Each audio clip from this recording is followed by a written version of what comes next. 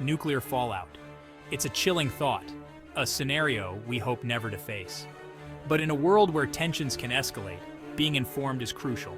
We need to face the fact that this danger is real.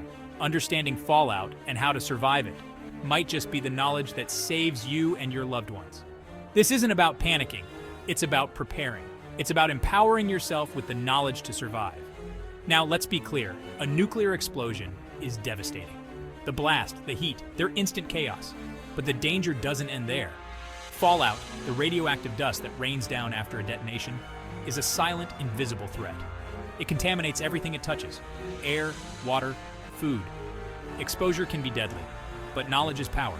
And knowing how to protect yourself from fallout is the first step to survival. Remember, time is your enemy after a detonation. Fallout starts settling within hours. Your goal is to minimize exposure.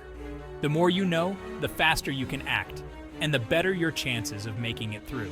This is about stacking the odds in your favor, about using your knowledge to survive the unthinkable. Finding shelter immediately is paramount. Think sturdy, think enclosed, think underground if possible. Your best bet? A basement or a cellar. The thicker the walls above you, the better the protection from radiation. If you're caught in the open, look for a cave, a ditch, anything that provides cover. Remember, time is of the essence. Once inside, seal off any openings. Doors, windows, vents, use duct tape, plastic sheeting, whatever you can find. The goal is to create a barrier against radioactive dust. Even a small crack can allow fallout particles to enter. This is about creating a safe haven, a place where you can wait out the immediate danger. Ideally, your shelter should be as far away from the blast zone as possible.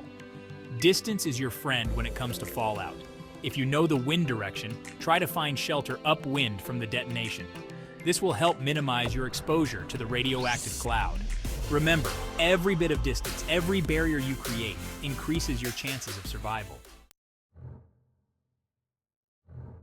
Now let's talk about fortifying your shelter. Look, we're not building Fort Knox here. We're buying ourselves time, increasing our odds. Start with the obvious. Doors, windows, tape them up tight, use plastic sheeting if you have it, blankets, whatever you can find. The idea is to create a seal to stop those microscopic radioactive particles from sneaking in. Next, look for the less obvious entry points. Vents, cracks in the walls, gaps under doors. Stuff them with rags, clothing, anything absorbent. Remember, fallout is dust, and dust gets everywhere. You want to make your shelter as airtight as possible. This is about creating a safe haven, a place where you can breathe easy, knowing you're doing everything you can to protect yourself and your loved ones. Don't forget about the chimney. If you have a fireplace, block it off. It's a direct route for fallout to enter your shelter. Use a sturdy board, a heavy blanket, anything that will seal the opening. Remember, we're thinking survival here, thinking long-term.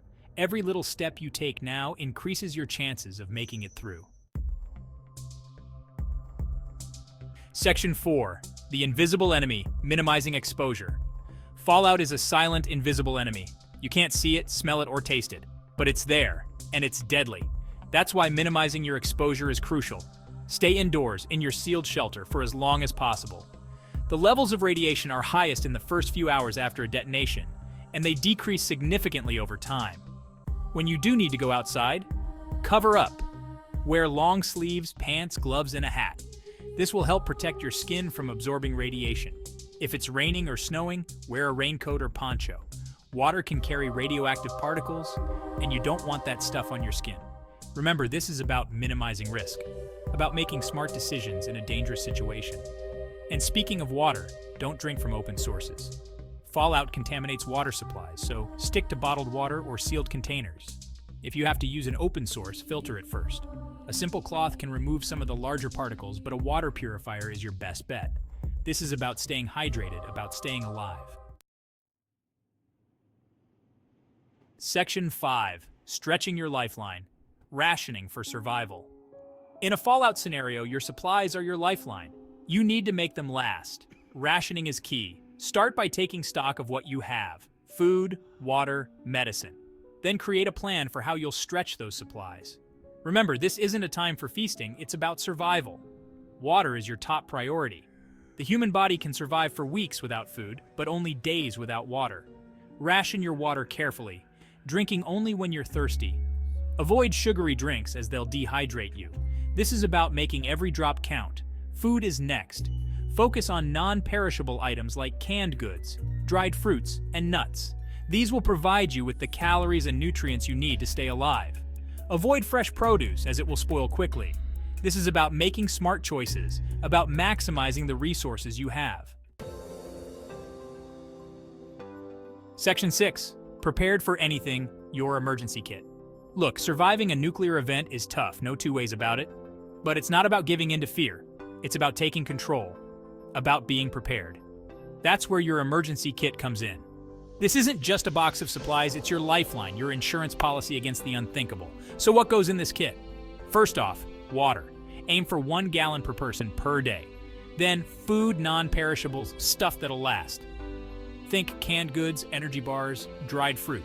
Next, a first aid kit. Cuts, burns, you need to be ready. Throw in a hand crank radio, a flashlight, extra batteries. Information and light are your friends in a crisis. But here's the thing, an emergency kit isn't a one-and-done deal. You need to check it regularly. Rotate out expired food. Make sure your flashlight still works. And remember, this kit is useless if you don't know where it is. Keep it accessible, easy to grab in an emergency.